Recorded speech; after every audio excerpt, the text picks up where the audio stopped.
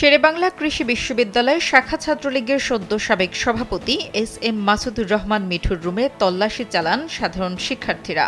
এ সময় তার রুম থেকে বর্তমানে বিশ্ববিদ্যালয়ে কর্মরত একাধিক শিক্ষক কর্মকর্তার জীবন বৃত্তান্ত, বিপুল পরিমাণ অস্ত্র এবং এক ভারতীয় নাগরিকের আইডি কার্ড উদ্ধার করেন তারা। আজ দুপুরে সাধারণ শিক্ষার্থীরা ছাত্রলীগের সদ্য সাবেক সভাপতি এস.এম. মাসুদুর রহমান মিঠু, সাবেক সাধারণ সম্পাদক মিজানুর রহমান মিজান সহ কয়েকজন পদ প্রত্যাশীদের রুমে তল্লাশি চালায়। এ সময় তাদের রুম থেকে বিপুল পরিমাণ মাদক উদ্ধার করা হয়।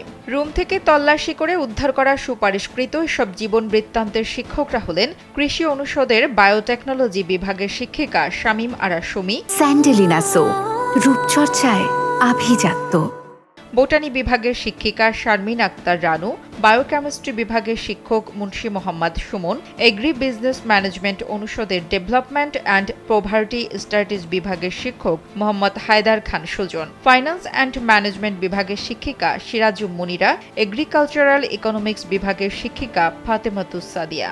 এছাড়া উদ্ধার করা সুপারিশকৃত জীবন বৃত্তান্তের দুজন কর্মকর্তা হলেন উজ্জ্বল হোসেন এবং সাবেরি আনোয়ার।